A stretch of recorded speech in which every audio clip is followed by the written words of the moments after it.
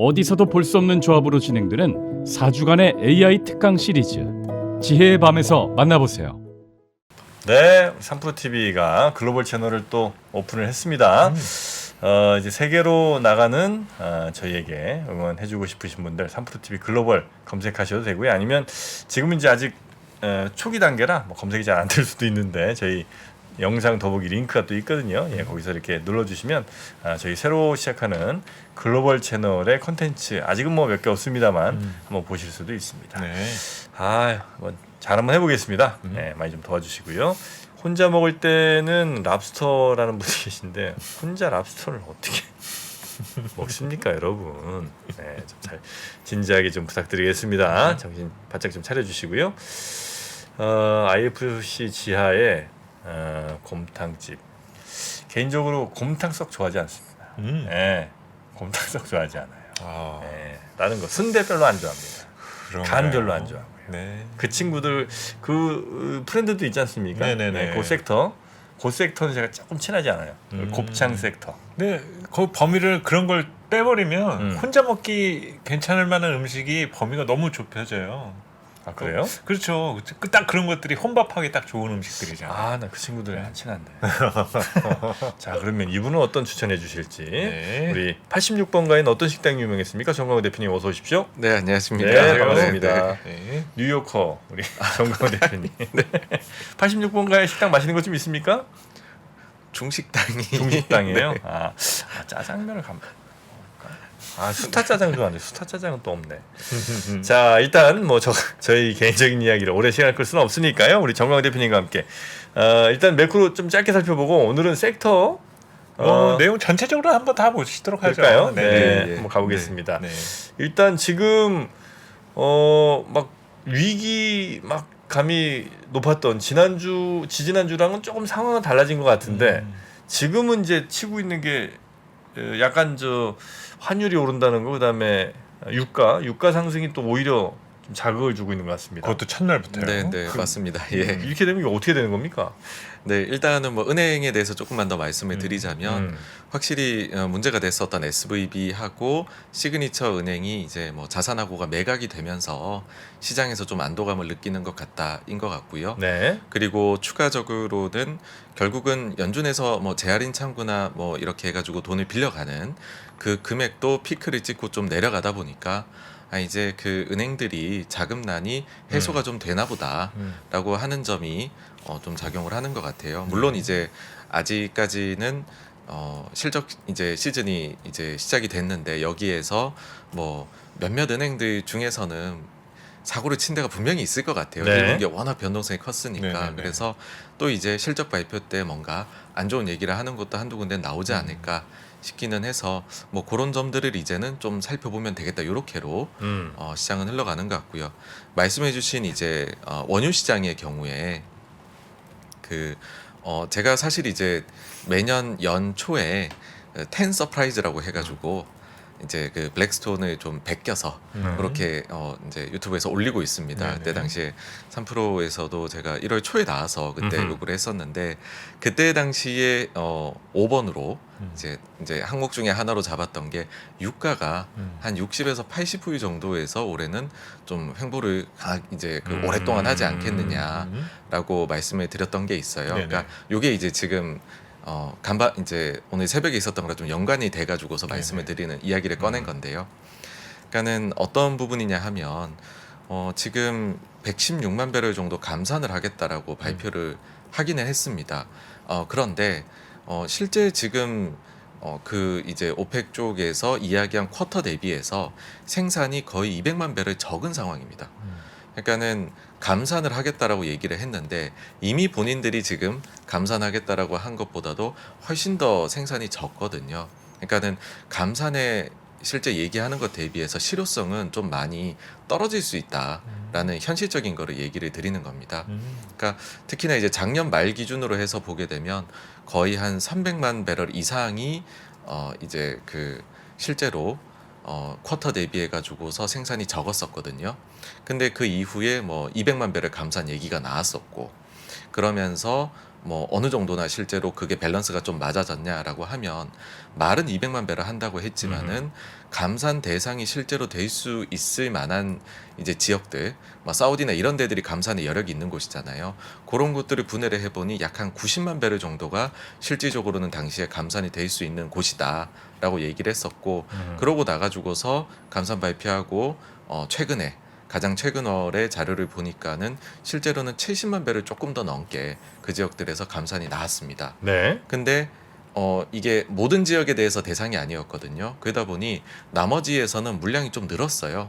그래서 실제로 200만 배를 그때 당시에 감산하겠다 그러고 감산된 거는 50만 배를 조금 넘게 감산이 됐었습니다. 근데 요번 같은 경우는 116이라고 얘기했는데 실제로 쿼터 대비해 가지고 여력이 있는 곳들을 보니 약 한 100만 배럴이 대상이 되는 것 같고요. 그러면은 뭐 그전하고 비슷하다 그러면은 여기도 뭐 몇 달에 걸쳐 가지고서 한 7, 80% 정도 감산을 지킨다. 라고 하면 근데 또 나머지 지역들 이번에 감산 대상에 포함 안 되는 지역들은 아직 본인들 쿼터 대비도 생산이 적거든요. 그러니까는 좀 여력만 된다 그러면은 언제든지 물량을 좀 늘리고 싶을 테니 그런 데서 늘어나는 걸 생각을 해보면은 실질적으로 영향은 한 50만에서 60만 배럴 정도이지 않을까라고 생각을 하고, 그 정도라고 하면은 뭐 최근에 이라크 쪽에서 물량이 뭐 갑자기 뭐 한 50만 배럴 정도 못 나와서 유가가 뛰고 했던 그 정도 영향일 것이다라고 생각을 해가지고요. 여전히 이제 좀 그런 박스 정도에 갇혀 있는 유가 수준이지 않을까라고 저는 앞으로도 그럼 가지고 80불이 생각합니다. 상단 정도일 거라고 보세요, 혹시 우리 대표님은? 네, 일단은 이제 그 오펙 쪽에서는 80을 굉장히 원하는 것 같아요. 왜냐면은 작년에 200만 배럴의 감산 결정을 마지막에 하고 나서 그러고 나가지고서 당시 이제 나이지리아 석유 장관이었던 것 같은데 인터뷰를 하면서 소위 재정 이제 유가라고 하죠. 본인들의 그 이제 그 연간 예산안에 맞추기 위한 유가 수준, 그거 얘기를 하면서 80불을 언급한 적이 있거든요. 그래서 오펙 내에서는 좀 80불을 본인들이 소위 워너비 대상으로 가지는 게 아니냐라는 생각이 들고, 다만 근데 또 미국에서 하는 행동들을 보면 이게 미국 입장에서는 이게 올라가게 되면은 또 인플레를 잡는데 굉장히 또 부정적으로 변하게 되잖아요. 그래서 그 수준이 오게 되면은 자꾸 또 뭔가 조치를 취합니다. 뭐 세금 쪽에 건드리든지 자국 내 정유사를 건드리든지 아니면은 전략 비축률을 건드리든지 이런 것들이 나오거든요. 그래서 양쪽의 힘이 이렇게 줄다리기를 하고 있으니 뭐 대충 뭐 80에서 그러니까는 이게 과도하게 내려가지도 과도하게 올라가지도 않는 그런 좀 힘의 균형 상태이지 않을까. 80에서 해가지고요. 그렇게 생각을 합니다. 아까 그 은행권 위기 관련된 부분 잠깐 언급을 해주셨잖아요. 네. 이제 네네. 3월에 그 이슈가 등장을 했고 이제 4월달 어닝 시즌이나 이런 일정을 딱 지내다 보면 이제 다른 시중은행들이라든지 과연 회계 인식이라든지 뭐 충당금 이슈나 이런 것들이 사실 그냥 넘어갈 리는 분명히 없을 것 같고 네네. 또 이런 고금리 상황이 기업들의 뭐 영업 활동뿐만이 아니라 금융 비용에 대한 전가도 분명히 있었을 것 같거든요. 그 관점에서 봤을 때 이번 그 실적 시즌에 대해서 우리가 좀 더 주의해서 봐야 될 부분 등이 있을까요? 그러니까 더 직관적으로 설명을 드리면 3월 은행권 위기가 나왔을 때 내가 질렀어야지라고 후회하고 계신 분들이 또 분명히 계실 거거든요. 네네. 그러니까 이분들 입장에서 이 3월 이렇게 어닝 시즌 노이즈에 문제가 있다라면 이거를 맞서서 대응을 해야 될 건지, 아니면 이거는 숨겨졌던 진짜 본질적인 악재가 등장하는 건지 좀 헛갈릴 수 있을 것 같아서 대표님 의견 한번 들어보고 싶은데. 네, 저는 이제 그 기본적으로 어떻게 본인들이 영업을 해봤는지에 따라 가지고서 이번에 그 내에서 차별화가 좀 크게 되지 않을까 하는 생각이 듭니다. 은행간 차별화? 네네. 아, 네네. 그러니까는 뭐 분명히 이제 또 좀 무리하게 예금을 늘려가 가지고서는 그걸 가지고 채권 쪽에 지금 미실현 손실 부담이 큰 데들이 있잖아요. 끙끙 앓고 있는 상대적으로요. 데들이 있을 것 같거든요. 네. 그런 데들 입장에서는 지금 당장은 뭐 이익이 얼마 나느냐가 문제가 아니라 이거를 사람들이 많이들 알게 돼 가지고서 혹시나 뱅크런이 발생하면 어떡하냐라는 원초적인 고민을 할 게 첫째라고 생각을 하거든요. 네네. 그러니까 그런 기업들의 경우에는 가령 뭐 지금까지 하던 배당이라든지 자사주 매입이라든지 이런 부분에 있어 가지고서 좀 소극적인 태도 혹은 중단한다는 얘기도 할 수 있지 않을까라고 생각을 해요. 은행권은 그렇고. 예. 네네. 근데 반대로 같은 곳 내에서도 그런 미실현 손실 부분의 부담이 상당히 적은 곳들 네. 이런 곳들의 입장에서는 지금 우리가 오히려 좀 우량 고객을 끌어올 수 있는 그런 이제 우리는 좀 더 공격적으로 영업할 수 있는 상황이다라고 이야기할 수 있는 데들이 분명히 또 있을 겁니다. 네네네. 가령 요번에도 뭐 시그니처 거를 자산을 사간 뭐 이제 그 뉴욕 커뮤니티 방콕 같은 경우에는 보니까는 회계 처리 자체를 그 채권 자체도 많이 매입을 안 했고요. 회계 처리 자체에서 만기 보유 금융 자산으로 분류를 하나도 안 했더라고요. 그래서 이 미실현 손실이 빵입니다. 그러니까 이런 데들의 경우에는 자기네들은 확장의 여지가 있다라고 아마 얘기를 하고 지금이 기회다라고 얘기를 할 것 같아요. 그래서 요 내에서 좀 많이 이제 그 차별화가 일어나지 않을까라는 게 생각이고요. 그 다음에 굳이 하나를 골라 가지고서 우리가 뭐 굳이 은행주를 투자하지 않아도 전체적인 증시를 판단하기 위해서 요거를 볼 필요도 있잖아요. 그런 관점에서 봤었을 때는 이번에 제일 눈길이 가는 거는 찰스 슈왑 실적이 어떻게 될 것이냐 네네네. 일 것 다들 같습니다. 그것만 보는 것 같더라고요. 네네 이제 보름도 안 남았는데 사실 대형은행에서도 지금 뱅크런이 일부 발생한 것으로 보이고 그 가장 물망에 올라 있는 건 찰슈왑이거든요. 네네네. 그래서 실제로 찰슈왑에서 돈이 빠져나갔는지 그로 인해 가지고서 본인들이 가이던스를 수정을 좀 많이 해야 되는 수준인 건지 대응이 뭐 어떻게 나올 것인지 이런 부분에 대해서 아주 복합적으로 나오지 않을까 싶고요. 네. 만약에 찰슈왑 혼자만의 만약에 이 부담이 아니라 대형은행들이 좀 십시일반으로 사실 지금 MMF 쪽의 금리 수준이 대형은행들의 예금에서 지불할 수 있는 금리 수준보다 경쟁력이 있는 것은 사실이고 네네. 여기로 자금 가는 게 이거는 사실 작년 초부터 계속 갔던 거거든요. 그게 잠깐 빨라졌다 좀 절반 수준으로 다시 속도가 늦춰진 것뿐이지. 그래서 만약 대형은행들이 좀 십시일반으로 조금씩 그 영향을 받았다라고 하면 아마 시장에서는 좀 그건 좀 안심해도 되겠다라고 해가지고 넘어가게 되고 그러지 않을까라고 생각을 합니다. 민간 기업들은 어떻게 봐야 될까요? 사실 뭐 실적 안 좋은 거야 뭐 우리나 그쪽이나 다 마찬가지일 것 같은데 우리 기업들 사이에서 발견되는 것들은 운영 자금에 대한 어려움들을 느끼고 있잖아요. 특히 삼성이나 조금 전에 SK 하이닉스 뉴스도 네. 이렇게 들었지만 네. 그러면 결국은 이런 내용이 미국 기업들 입장으로도 배당 정책이나 아니면 자사주 정책의 변화를 가져올 수도 있을 것 같은데 그런 이슈가 악재로 해석될 수도 있을까요? 분명히 뭐 자사주 매입이나 아니면 현금 배당을 줄인다라고 하면 그 부분은 악재로 작용을 할 것 같습니다. 악재로 작용한다. 네. 네네. 근데 이제 미국의 기업들은 조금 우리보다 그 이 부채를 내는 거에 대해서 두려움이 없지 않습니까? 네네. 그러다 보니까 사실 거기에서 조금 더 앞단으로 본다라고 하면 과연 은행에서 지금 론이 나가고 있는 대출이 나가고 있는 게 사실 지금 이번에 이렇게까지 금리를 올려감에도 불구하고 야금야금 매주 대출이 은행권에서는 조금씩 증가를 했었거든요. 근데 요 부분에서 과연 정말로 감소가 나타나거나 혹은 옆으로 횡보하는 그림이 나오느냐 이게 저는 키가 될 것 같고요.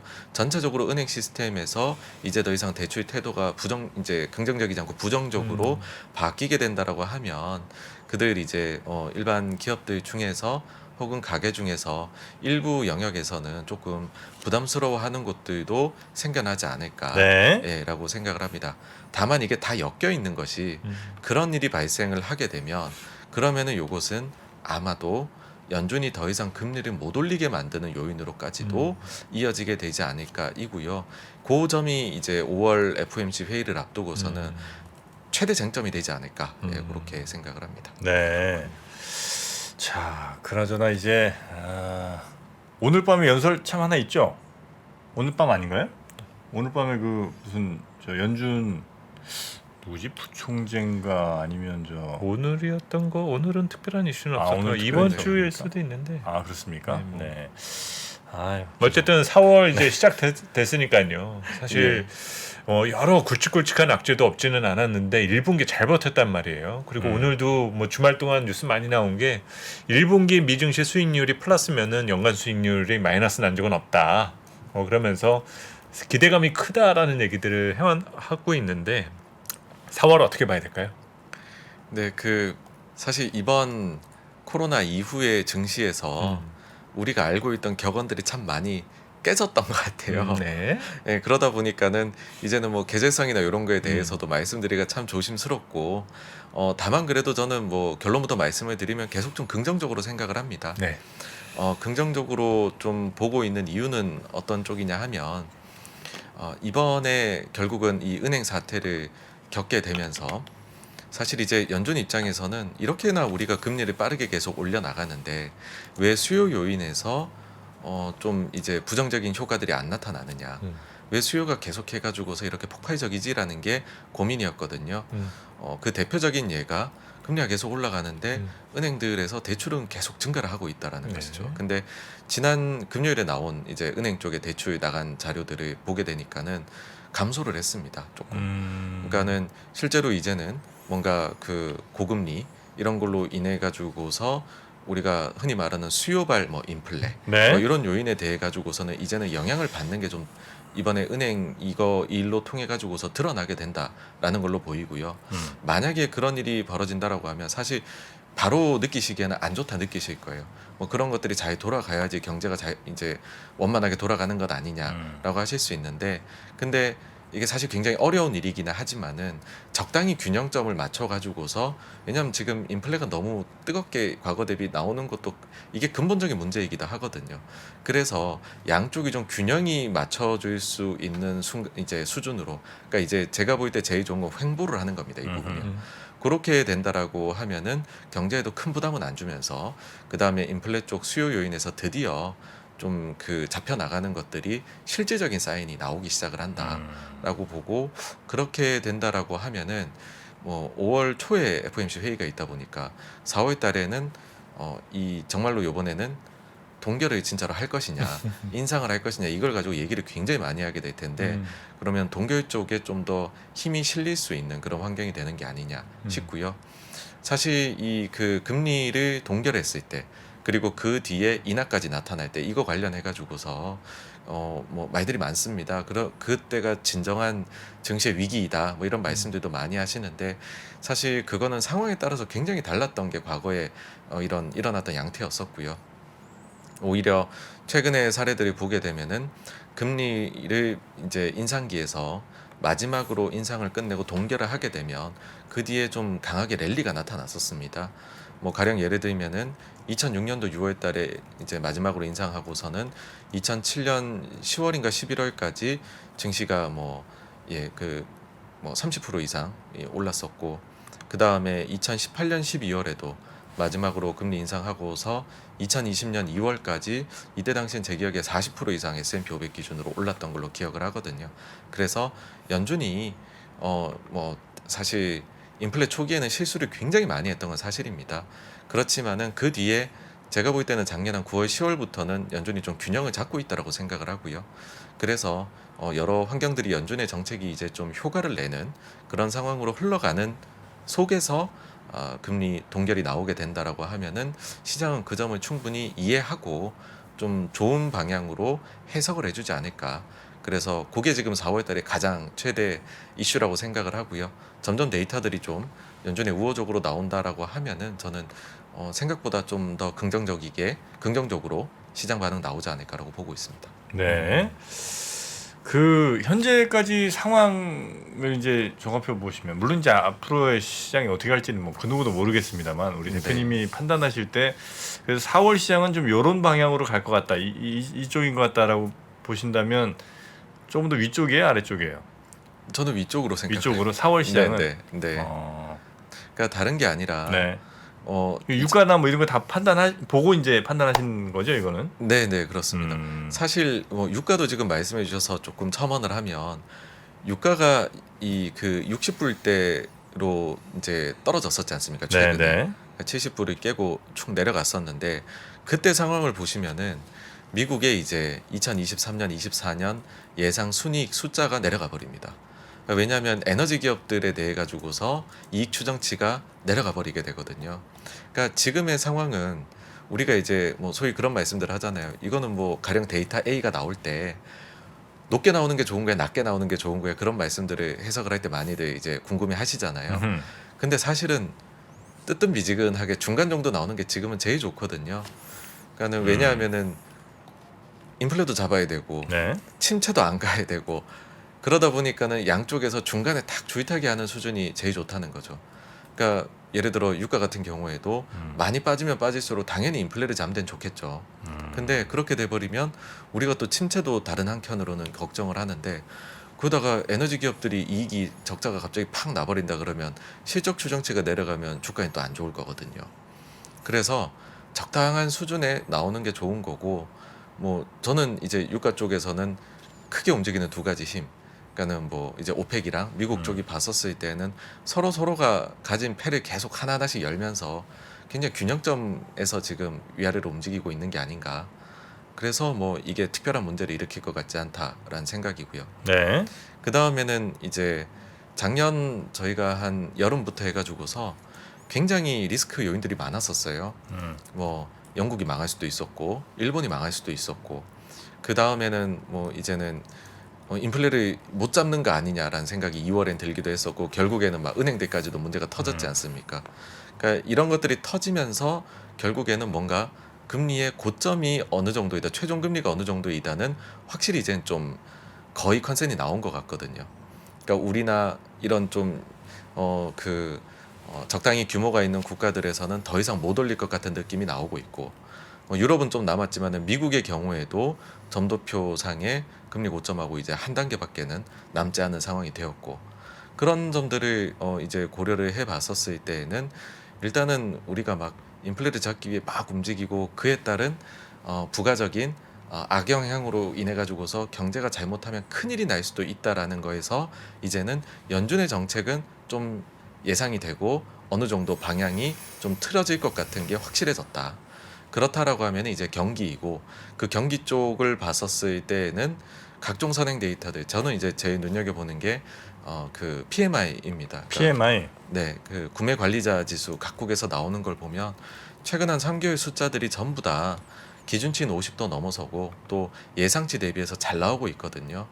그러니까 아직까지는 이게 선행 데이터이다 보니까는 실물 쪽에서는 계속해서 좀 하향하는 게 느껴지시겠지만 결국에는 선행 데이터가 의미가 있는 거는 과거에도 그랬다라는 거거든요.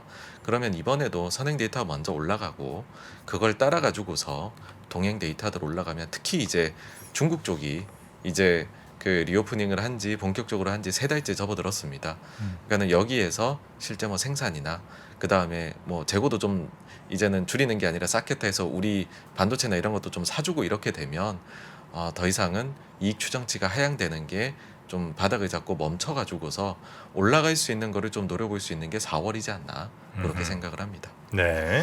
사실 투자자분들 저도 이제 시장 전망을 할 때 밴드도 제시하고 작업을 하지만 사실 박스권 전망이 매크로의 흐름이라든지 정책 방향이나 이런 것들 따지면은 현실적인 전망이면서 네. 사실 투자자들에게 실질적인 도움이 별로 되지는 않아요. 근데 사실 3개월 정도가 지났지만 그 안을 들여다보면 엄청나게 난타전이 일어나고 있는 지금 시장 국면이거든요. 특히 뭐 2차 전지 관련주들 급등도 이미 지나간 상황에서 뭐 최근에 포스코홀딩스나 이런 종목마저도 뭐 10%에 근접하는 이런 수익률이 자꾸 하루에도 나오니까 사실 이런 쏠림 현상이 나타날 때 투자자들이 이 상황을 저는 대응을 해야 된다라고 보는데 대표님의 의견은 어떠세요? 그러니까 저는 기본적으로는 그래서 본인의 색깔을 잘 지켜야 된다라는 생각을 가지고 있거든요. 그러니까 물론 가장 잘했다라고 하면은 뭐 1월 달에는 AI 로봇을 하고 네. 그 뒤에는 우리가 또 배터리로 넘어와 가지고 투자를 했다면은 최고였겠지만은 네네. 그건 사실은 불가능한 거의 신의 영역이지 근데 않습니까? 문제는 이런 한 상황이 앞으로 3개월 더 될까 봐. 네. 그래서 이제 저는 생각을 하는 것이 각자 본인이 좀 장기를 가지고 있는 부분이 분명히 투자자 별로 계시거든요. 뭐 나는 배당주 투자를 좋아해, 나는 성장주를 좋아해, 아니면은 나는 뭐 이제 그 대형주 중에 좀 이제 그 우리나라 대표 수출주를 좋아해, 뭐 이런 식으로 투자 방법들이 조금씩 나뉘실 거잖아요. 제 생각에 여기에서 그나마 중간 이상은 가는 거는 그걸 지키시는 거라고 생각을 해요. 왜냐하면 이게 하나씩 지금 돌고 있거든요. 네. 그러니까 증시가 전체적으로 완전히 온기가 돈 게 아니기 때문에 뭐 예를 들어 2020년 하반기 21년 초처럼 다 같이 가는 장세는 안 나옵니다. 지금 아직 그 정도 힘은 아닌데 근데 어쨌든 작년 10월 대비 힘은 생겼고 그러다 보니 그 힘이 이동을 하고 있는 상황이다라는 거고요. 그래서 남들 좋다 그래서 따라가다 보면은 그냥 지키고 있었으면 나한테도 한 번은 차례가 왔을 텐데 그게 어떤 이유에선지는 모르죠. 갑자기 포스코가 오를 때 우리가 그 이유를 그 전에 알았던 사람이 과연 얼마나 있을까라는 생각도 들거든요. 그래서 오히려 지금 이런 시기에는 본인이 장기가 있는 쪽에 차라리 지키시는 게 맞다라는 생각을 해요. 그러면은 순환매 장세에서는 본인에게도 기회가 한 번은 스쳐 지나갈 확률이 저는 그게 더 높지. 지금 뭐 좋다라고 해가지고서 그쪽으로 포트를 또 바꾸고 하다 보면 아니 내 쪽에 알고 보니 차례가 한 번은 오는데 이미 이동해 버려 가지고서 그걸 놓치실 수도 있지 않을까 싶은 저는 장세라는 그런 생각이 듭니다. 이 보초 서는 게 너무 힘들거든요, 사실은. 일단 그러면 저 좀 더 구체적인 섹터 얘기 한번 좀 가볼까요? 네네. 네. 그 일단은 저는 좀 생각이 우리나라 증시가 실은 성장이나 이런 것들이 잘 안 나오다 보니까 네네. 더더욱이나 이제 일부 성장을 이제 나눠줄 수 있는 곳으로 많이 더 가는 것이다라고 생각을 해요. 근데 오는 요번 이제 4월달에 우리나라의 수출 데이터는 조금 하지 않냐라는 생각을 하고요. 네네. 그렇다라고 하면은 좀 수출주 쪽으로도 좀 관심들이 가지 않을까라고 생각을 합니다. 그러니까 여기서 말씀드리는 거는 뭐 이런 반도체나 이런 걸 비롯해서 전통적인 수출주들을 네네. 얘기를 하는 거고요. 그런 말씀을 드리는 이유는 우리 지금 수출이 뭐 전년 동기 대비해서 뭐 10% 중후반 계속 빠져가고 있다. 이런 얘기들이 많이들 하고 최근에 나온 숫자도 그렇게 나왔습니다. 근데 실은 요거는 베이스가 높아서 그런 것도 있거든요. 작년도 1월, 2월, 3월에 보시면은 그때 당시에는 수출 증가율이 높았어요. 근데 3월 말에 상해 대봉쇄가 딱 터지고 나가지고서는 중국 쪽으로 나가는 이제 수출이 급감을 하면서 우리나라 수출이 완전히 고꾸라집니다. 그래서 4월부터 안 좋았던 것이거든요. 그래서 그냥 뭐 복잡한 계산이 아니고요. 우리나라의 지난달 3월 달에 수출액이 그대로 그냥 4월 달에 나타난다. 그러니까 사실 3월 수출이 그렇게 좋았다라고 평가들 안 하지 않습니까? 근데 그 금액 그대로 그냥 4월 달에 나온다라고 하게 되면 전년 동기 대비 수출이 이제 마이너스 5%가 될 거고요. 그 다음에 그 영업일수 고려한 일평균 숫자는 제로로 올라오게 됩니다. 그러니까 지금부터는 수출주들이 그러니까는 우리가 흔히 말하는 업황이 수출주들 다 2분기가 실적이 뭐 업황이 제일 최악의 국면에 지나가는 걸로 보고 있어라고들 많이들 여러 섹터에서 보고서들이 나오잖아요. 근데 그런 거가 이제 수출에서도 그렇게 나타난다라는 거고요. 그래서 최악의 국면에 지나간다라는 거를 보여주게 되면 숫자가 그러면은 이쪽에 좀 반응을 결국은 하려고 하지 않을까 저는 그렇게 생각합니다. 그러면 네. 근데 수출주들이 우리 상당 부분이 또 시총 상위주들이 많잖아요. 네. 그러면은 4월은 그래도 상단을 조금 오픈해도 괜찮은 걸까요? 4, 5월 달의 경우에. 그래서 뭐 요런 이제 제 가정이 만약에 현실화가 된다라고 하면은 뭐 상단을 오픈하게 되지 않을까. 네. 그렇게 생각을 합니다. 최근에 이런 지수 관련주들 관심이 뭐 그런 수출이라든지 이익 저점 통과에 대한 기대 때문에 조금씩 생겨나고는 있는데 그럼 또 반대편에 서 있는 코스닥 같은 경우는 어떻게 봐야 될까요? 그동안에는 뭐 아주 풍성한 테마와 뭐 유동성의 에너지라든지 뭐 이런 것들이 지금 코스닥 시장을 어쨌든 여기까지 끌고 왔는데 네. 사실 또 코스닥의 적이 어떤 면에 있어서는 또 그런 시총 상위주나라던가 또 아니면 어떤 펀더멘탈이 더 우위에 있는 기업들이 더 하는 경우들도 있는데 같이 간다라고 봐야 될까요? 아니면은 선택과 집중이 조금 더 필요한 부분일까요? 그러니까 사실 솔직히 말씀드리면은 그 부분까지는 잘 모르겠습니다. 예.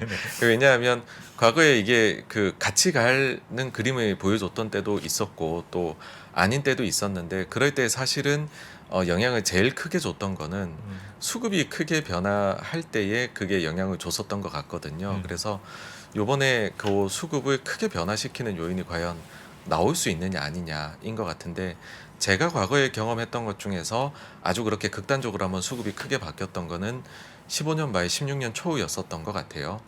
그때 당시에는 이제 우리나라에서 제일 큰 기관에서 원래는 좀 개별주 중심으로 자금을 위탁을 하셨었는데 16년 초에 전략이 좀 바뀌게 됐었죠. 그때 당시에 완전히 좀 벤치마크로 대형주 이제 우리 지수 플레이를 하도록 바뀌게 되었고 그때가 기존 주도주하고 새로운 주도주인 삼성전자랑 대형주로 바톤 터치가 아주 극단적으로 나타났었거든요.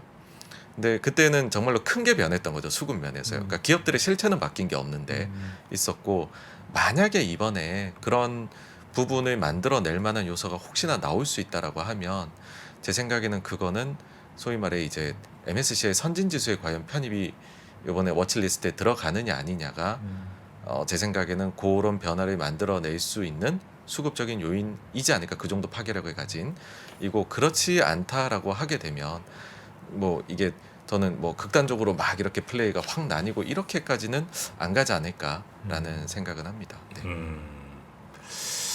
자, 그래서 지금 이제 저희가 제목을 정하기도 이제 기대되는 업종이 뭐가 있을까 이런 걸 이제 저희가 좀 놨는데 뭐 반도체 같은 경우는 이제 빠짐없이 좀 등장하고 있는 것 같고요. 우리 대표님께서는 지금 이제 2차 전지의 이 뜨거운 열기에 다른 것들은 다 지금 누워버렸거든요. 어떤 업종 쪽에 조금 더 관심 갖고 계십니까?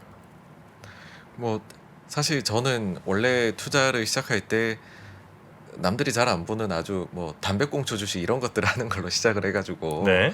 지금도 실은 이제 뭐 좀 많이 떨어져 있고 이런 쪽이 관심이 가는 건 어쩔 수가 없습니다. 그러니까 만약 여러분들께서 개별주로 접근을 하신다라고 하면 지금 뭐 별다른 이유 없이도 사실 수급에 정말 말씀해 주신 대로 배터리 쪽이 블랙홀이다 보니까는 뭐 이게 진짜로 1년 뒤면은 아주 미래 주역이 될 수 있는 기업인데 그런 것 중에서 개별주로 접근을 했었을 때는 분명히 기회를 주는 주식들은 있는 것 같아요. 있는 것 같은데 근데 다만 이제 저는 그런 의견은 좀 반대가 있어요. 뭐냐면 2차 전지가 무조건 안 돼야지 나머지가 좋을 것 같고 그래서 나는 2차 전지가 없는데 배터리가 꼭 좀 빠졌으면 좋겠고라고 하는 거는 좀 잘못된 생각인 것 같은 게 증시 국면마다 이렇게 사실은 좀 주식 시장에 관심을 끌게 만들어주는 요소가 없으면 사실은 그게 못 간다고 해서 내 주식이 절대 잘 가는 건 아니거든요. 그래서 그런 측면에서는 오히려 이렇게 계속해서 소위 우리가 시장의 야성이라고 하죠. 그거를 배터리 쪽에서 보여주는 거는 저는 무조건 이거는 증시 쪽에는 좋은 일이다라고 생각을 하고요. 다만 이제 그 중에서 그 저도 이제 예전에 그런 뭐랄까 소위 주도주들 있잖아요. 주도주들 보게 되면은 그 주도주가 그 한가운데 있을 때는 정말 영원히 성장할 것 같았는데 근데 알고 보면은 실체가 없고 좀 이제 격가지에 불과한 건데 같이 올랐던 거에 제가 잘못 올라타고 있는 경우들도 많더라고요. 그래서 사실 이제 뭐 수익률 이제 잘못한 게임에 들어갈 수 있는데 거기에 좀 취하면 안 될 것 같고 그 중에서 좋은 거는 가지고 계시되 아닌 거는 눈을 돌려보시면은 사실은 또 좀 매력적인 기업들도 지금 많이 있거든요. 네. 그래서 기왕지사 뭐 만약에 여기 관련해서 수익이 나셨다라고 하면은 사실 제일 선순환 되는 게 내가 수익 난 거를 좀 정리하고 내가 정말 하기 싫은 건데 이것도 좀 해볼까라고 해서 옮겨갈 때가 제일 선순환이 되고 포트 바꾸기 쉽거든요. 그래서 그런 점들이 지금부터는 좀 일어날 수 있는 시기이지 않을까 네라고는 뭐 그렇게는 보고 있습니다. 예. 어떻게 좀 감이 좀 오십니까? 뭐 아니 말씀 주신 내용이 대부분 다 맞죠. 그리고 네. 이제 이런 쏠림 현상에 한번 지나가고 난 이후에 쏠림 현상이 지나가고 이런 나면. 쏠림 현상 다음에 사실 우리가 2차 전지에서 보았던 이런 성장성을 느낄 만한 산업이 지금 당장 만져지지가 않거든요. 이런 쏠림 현상들이 과거에도 종종 자주 있어요? 너무 많죠. 너무 많아요? 너무 네, 많고 아, 이런 특히 네. 그렇죠. 그리고 네. 그래요? 대표적인 예로 예전에 대표님에서도 말씀을 주셨지만 전차 랠리 나왔을 때 우리 네. 완성차가 갑자기 북미 지역에서 엄청나게 점유율이 그때 올라가면서 엄청 올라갔을 올라갔어요? 때 있잖아요. 네. 그때도 보면 일본 차에 대한 제재가 들어가면서 우리 기업들이 확 떴었거든요. 네. 그때 사실 몇 배씩만 올랐어요? 그때 차화장은 정말 뜨거웠습니다. 그렇죠. 예. 그래요? 대형주가 2배 이상 네, 올라가고 했었으니까. 지금 똑같이. 지금 이 2차 전지 가는 거 이럴 정도 갔어요? 네. 또 그리고 많죠. 2015년도에도 보시면 뭐 중국주 그다음에 뭐 한미약품 비롯해서 네. 그리고 또 추가적으로는 그때 당시에 화장품 쪽에서 지금은 이제 이름을 바꾼 뭐 부직포 만드는 회사의 경우에는 그게 있느냐 없느냐에 따라서 매니저들의 성과가 그냥 순위가 나뉘었었던 아마 네. 그게 너무 많이 간 것 같은데도 계속 더 가고 막 그런 일들이. 맞아요. 네, 2007년에도 그 중국 관련주들이 있잖아요. 네. 조선하고 철강이 주가가 3년 동안 올라왔는데 2007년 연초에 150%가 오르더라고요. 연초에. 연초에. 예. 이제 물론 이제 그게 마지막 피날레가 되기는 했지만 그 전에 3년은 올랐었거든요. 3년을 올라요? 예. 주가가 3년은 올랐는데도 나중에 그런 슈팅이 나오더라고요. 아 그러면 그러니까 이제 지금이라도. 문제는 산업의 성장 스토리와 네. 문제는 이것이 시간이 좀 지났을 때 숫자가 보이기 시작을 하면은 네. 이 힘은 당분간 거스를 수가 없게 되는 부분인 거죠, 아 사실. 그래요. 만약에 그렇게 한 업종이 쭉 가면 다른 친구들은 다 이렇게 그냥 들어 누워요? 그 이제 사이즈가 어느 정도에 되느냐에 따라 다르기는 이 정도 한데 사이즈 꽤 큰 거 아닙니까? 그러니까 지금처럼 이제는 성장을 해서 사이즈가 커져 버렸죠. 아 이제. 커진 거고. 네. 아. 그러다 보니까는 다른 쪽에 사실 수급을 좀 가져가는 것도 분명히 있기는 하죠. 근데 전체적으로 보시면은 그로 인해 가지고서 작년 9월이나 10월 대비해서 거래 대금 자체가 많이 늘었습니다. 지금. 그러니까 굳이 여기서 다 뭐 가져갔다라고 보기는 힘들고 오히려 주식 시장으로 들어오는 많이 실망을 해서 떠나셨다가 다시 또 좀 들어오는 금액들이 늘어나고 있는 그런 저는 뭐 국면이다라고 생각을 합니다. 그래서 하여튼 15, 16년이 저는 좀 기억이 많이 나는 게 그때 당시에도 도이치방크 망한다는 얘기가 있었고요. 또 16년 초에는 중국에서 부동산 그다음에 그림자 금융 문제 때문에 중국이 망한다라는 얘기도 정말 많이 했던 시기입니다. 그래서 이게 지금 주식하기에 괜찮은 때냐 우려가 굉장히 컸었고 근데 그 이후에 이렇게 이게 그 개별주들이 한번 투심을 불사르고 난 이후에 그리고 나서 뭐 대형주들도 그 뒤에는 지수를 올려가면서 쭉 한번 랠리를 했었거든요. 결국은 반도체 바닥하고 일치되는 시기네요. 근데 뭐 말씀 현실적으로 주시는 부분하고. 볼 때 어쩔 수가 없죠. 반도체 제일 시총이 네. 크다 보니까 그러니까 그게 그 전에 움직여야 뭐 14년도부터 16년도 있었던 일들 보면 뭐 한미 사이언스 올라가고 나중에 셀트리온 올라가고 그래서 바이오 붐도 한번 왔다가 한류 붐 왔다가 화장품주 다 날아가고 나서 맨 마지막에 바닥에는 결국에는 삼성전자가 그 조용필은 결국엔 마지막에 등장하는 거네요. 네, 심지어는 그때는 삼성전자 보통 이제 그러면은 뭐 하이닉스가 베타 크니까 더 먼저 올라야지 이렇게 생각하시겠지만 전자 저점이 15년 10월이었고 하이닉스 저점은 16년 6월이었거든요. 맞아요. 그러니까 그럴 정도로 그때도 투심이 상당히 나빴었습니다. 예. 아니 그러니까 이제 뭐 저를 비롯한 이제 아마 그 투자 이력이 이렇게 길지 않으신 분들은 별별 생각이 지금 다 드실 거란 말이죠. 네네네. 2차 전지를 지금이라도 좀 이렇게 잘 찾아와갖고 2차 전지 중에 좀 덜 간 친구들을 좀 담는 게 맞나? 아니면 2차 전지 중에 제일 세게 가는 애를 그래도 한 반은 좀 담아 놔야 되나? 이제 이런 생각도 하시는 한편 이게 지금 갖고 계신 분들도 걱정이 아마 굉장히 클 거고 이거 이렇게 가다가 이거 근데 지금 간 것도 꽤 많이 간 거긴 하지만 과거 사례들로 보면 지금보다 더 갔던 적들도 결코 뭐 없는 게 아니군요. 전혀 없지 않죠. 네, 그러니까는 그 함부로 이제 어떤 주식이 어디까지 갈지를 예상하는 거는 특히 불이 붙었을 때는 이거는 뭐 잘못 얘기하면 큰일 나는 네네 경우라고 보고요.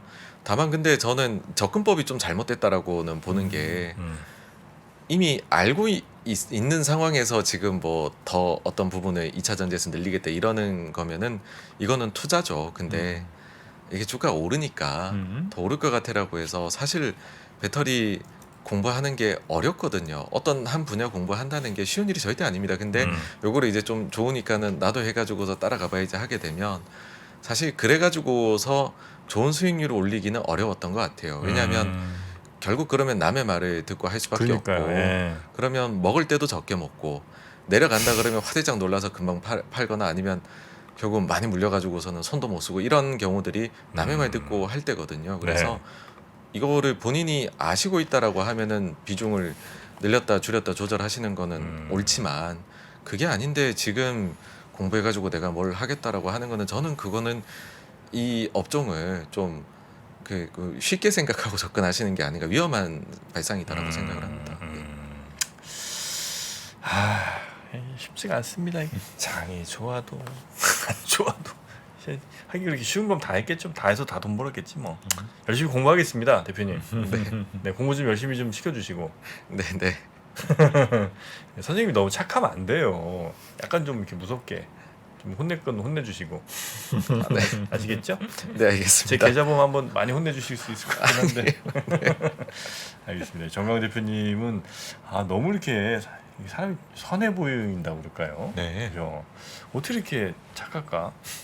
뭔가 아닙니다. 예. 좋게 뭔가 봐주셔서. 회사에선 또 굉장히 또 무서운 아니요, 저 그거. 그것도 또 아니에요. 야, 어떻게 이렇게 착하실까? 알겠습니다. 하여튼 뭐 정강 대표님 앞으로도 또 아마 월요일마다 또 이렇게 찾아주시는 것 같은데요. 네. 잘 부탁드리겠습니다. 네, 정강 대표님 오늘은 여기서 마무리하고요. 혹시 못다 하신 말씀 있을까요? 아니요, 다음에 또 네, 말씀을 알겠습니다. 드리겠습니다. 함께 또 있으니까요. 대단히 고맙습니다. 네, 감사합니다. 감사합니다. 시간이 흘러도 변하지 않는 여러 가지 원칙과 사고 체계는 존재하거든요. 대가들의 사고 체계, 투자 기법이 아니라 생각의 방법. 그런 거를 분해를 해서 재구성을 해서 하나의 어떤 틀로 조합을 하는 과정이 필요한 것 같다. 라쿤 자산운용 홍진채 대표의 거인의 어깨 19년간 초과 수익을 달성한 그가 어떻게 주식 대가들의 투자법을 활용했는지 이 책에서 최초로 공개합니다. 대가들의 검증된 투자법을 여러분의 눈으로 직접 확인하시죠.